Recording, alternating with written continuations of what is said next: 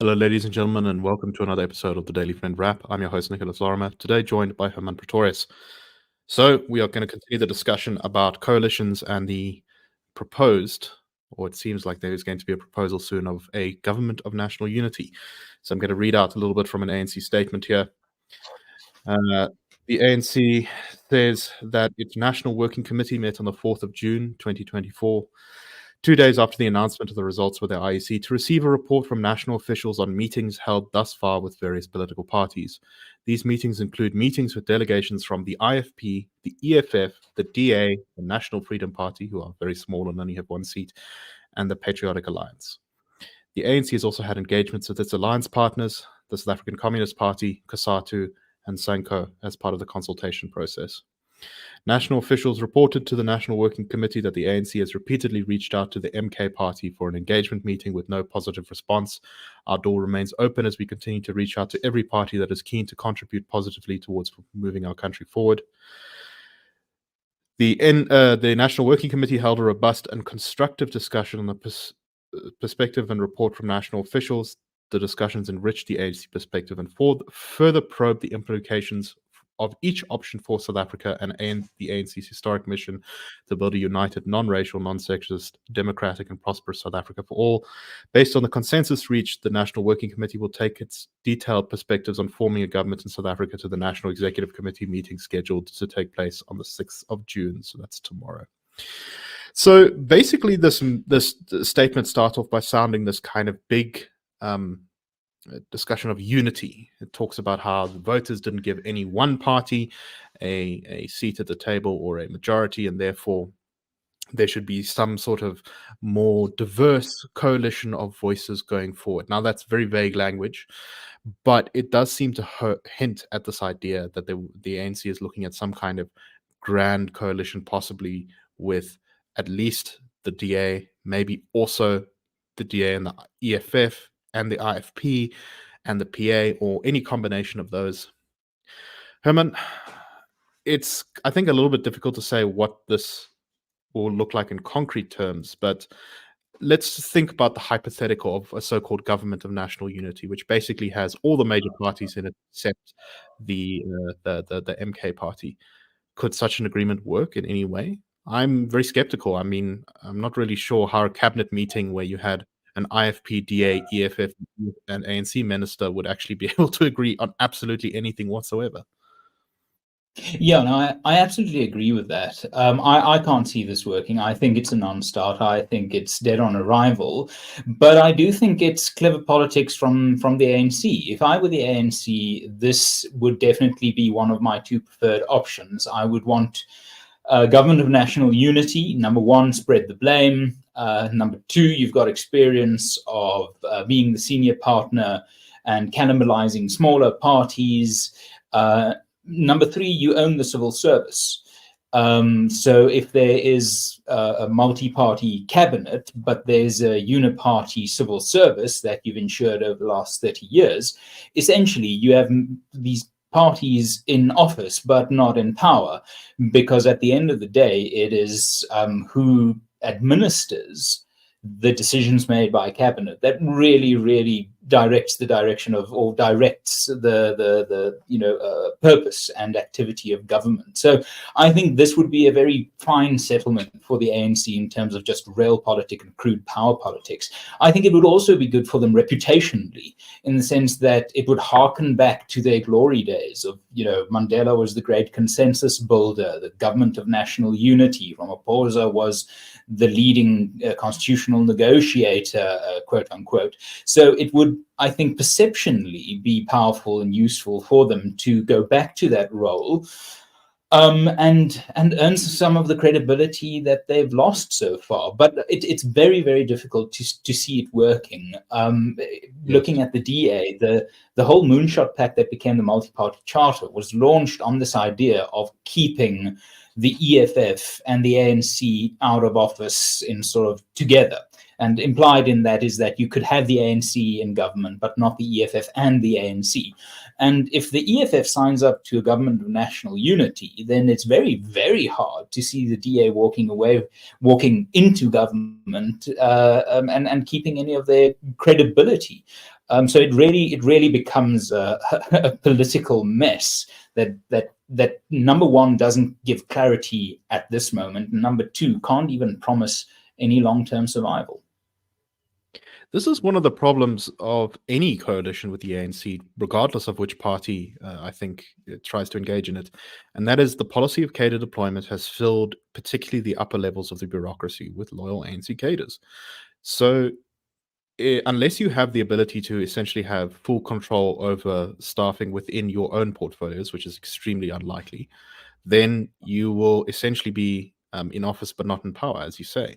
And I think this is particularly problematic for the DA because those officials are far less likely to be sympathetic to the DA and would hurt any ability of theirs to actually make progress in any administration. And I mean, I myself, when I was a city councillor for the DA in Johannesburg in 2016, I saw some of this, and I know the DA council complains about this all the time, that many of the municipalities that the DA has had some opportunity to govern don't seem to go their way particularly easily because so much of the civil service simply has either its own agenda or is still aligned to the ANC.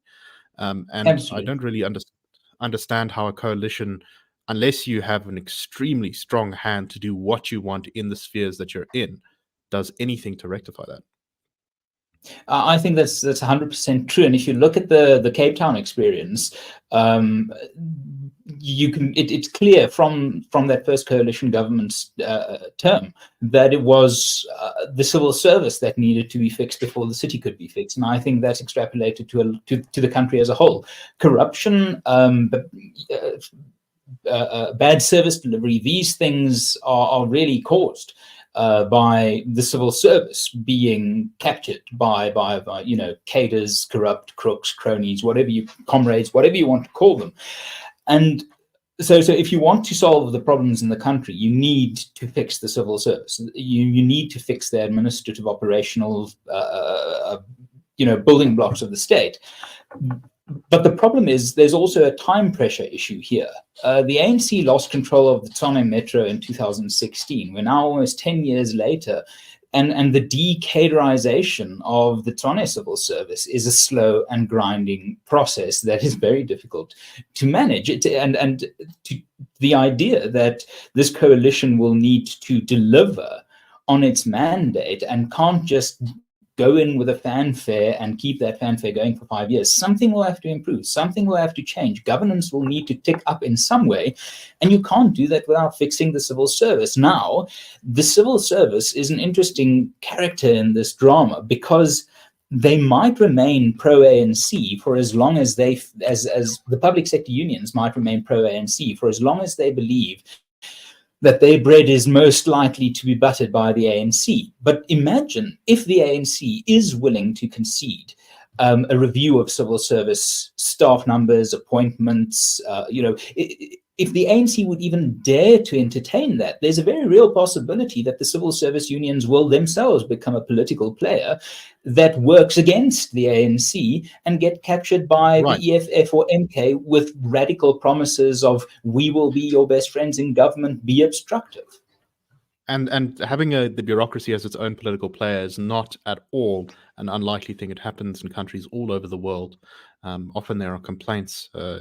Famously, the comedy series on British television, Yes Minister, was essentially all about that, about how the bureaucracy in the UK had become its own beast that pursued its own objectives, regardless of what the politicians who were voted in said. And I think the sort of chaos of having a coalition where the politicians really aren't on the same page, right? At the end of the day, there has to be a government policy. And if the DA and the ANC, for example, are in a coalition together, there's no agreement on anything pretty much. So at the end of the day, the policy is either going to be a confused compromise or it's going to go to one side or the other. And the problem is you can't govern a full term on sentiment. The immediate sentiment might be positive to a DA-ANC coalition. People might go, or a government of national unity, frankly. People might go, oh, fantastic. They've got a certain majority in parliament. They've got the momentum. The markets like it. The public accept it. That's all good and well until you get to a point of actually having to iron out the kinks. The DA working with the ANC would have to either endorse or turn a blind eye to cadre deployment, preferential procurement, BEE, the things that have fed the ANC patronage network. And the ANC must keep that patronage network alive if it wishes to maintain anything resembling unity. And key to that is the civil service. So any deal that is struck now must have a solution for the civil service at its core, at its heart. All the rest is guff. All the rest is sentiment. If the machinery of government cannot be fixed after being broken by cadre deployment and those sorts of insidious policies, then whatever constellation of power you end up, it will simply fail to effect any real change. One of the other things I also fear about the sort of grand government of national unity, where you basically put every single big player in the same government together, is you'll get a multiplication of what you kind of already sometimes see on committees in parliament and things like that, is that the ANC and EFF, while on the streets they may fight each other and in rhetoric they may fight each other, because they share so much of a worldview, on practice they just kind of begin cooperating together. And in fact, having the DA and IFP in that same coalition as well may remind the ANC and the EFF that really they actually have a lot in common, and actually they can unite against these two opponents within government as well, which would probably just bring them closer together, ending up with the so-called doomsday coalition, as the DA has described it itself anyway. So I think if the ANC is going to push forward with some sort of grand coalition like this, I think it would be a very wise proposition for pretty much all the sensible opposition parties to stay very far away from it, because it is going to be a big unwieldy ship where even if the best of intentions, which is not really a guarantee, are involved in making it, it's going to probably flounder on the rocks because it's just going to be so incoherent. All right. I think that's all the time we have for today.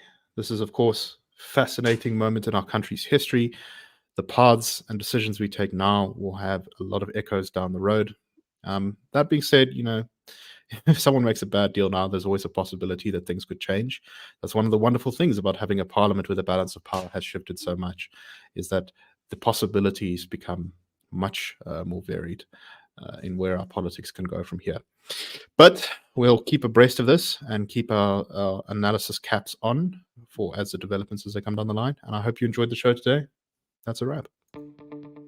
The Daily Friend Show and The Daily Friend are a project of the Institute of Race Relations, the IRR. The IRR is a think tank which was founded in 1929 to study race relations in South Africa and works to change government policy to improve race relations through non-racialism and to ensure the prosperity of all South Africans.